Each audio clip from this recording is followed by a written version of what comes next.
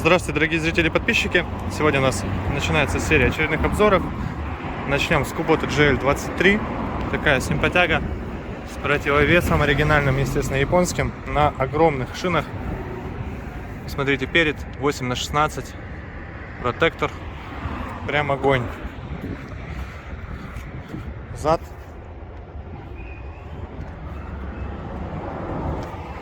Также протектор в норме. По кузову, по покраске, конечно,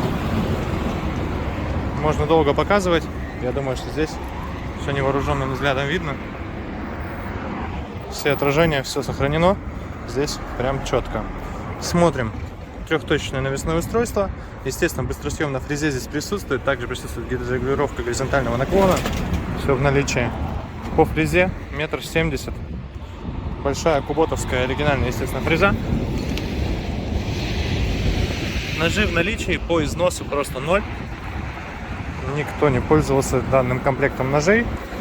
И в таком состоянии он перейдет к своему новому владельцу. Смотрим. Дальше.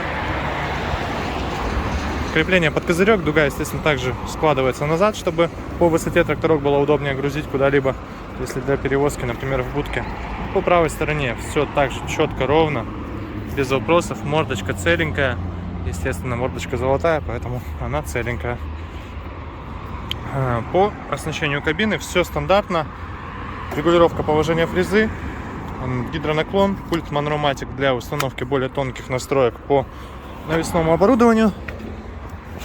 Коробочка U-Shift у нас здесь без сцепления функционирует. Можно ускоряться, замедляться благодаря переключению передач. Естественно, пониженный и повышенный ряд.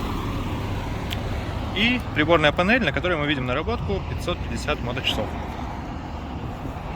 Отсюда собственное состояние трактора. Естественно, у нас здесь задняя передача присутствует и на валу отбора мощности. Ну, а на основной коробке у нас здесь есть реверс. Что, соответственно, делает пользование этим трактором супер удобной затеей. Давайте запустим.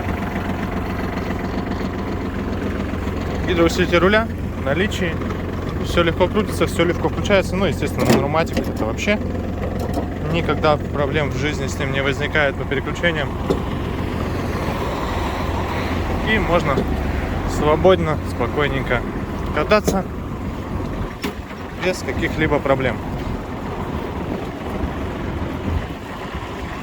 Парковаться мы будем сразу же назад, поэтому далеко не поедем.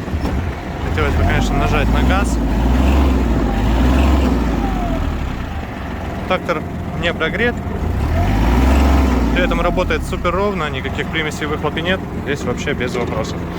Такой тракторок. Давайте покажу быстренько, кстати говоря, работу непосредственно гидронаклона. Восстанавливается он сейчас автоматически, потому что Manromatic стоит в авторежиме. Только я отпустил принудительное изменение угла, фреза сразу же принимает горизонтальное положение. Такой вот трактор. Напомню, у нас здесь Kubota GL23. Ждет он у вас в компании Progress Auto. Рада вас видеть. Всего доброго.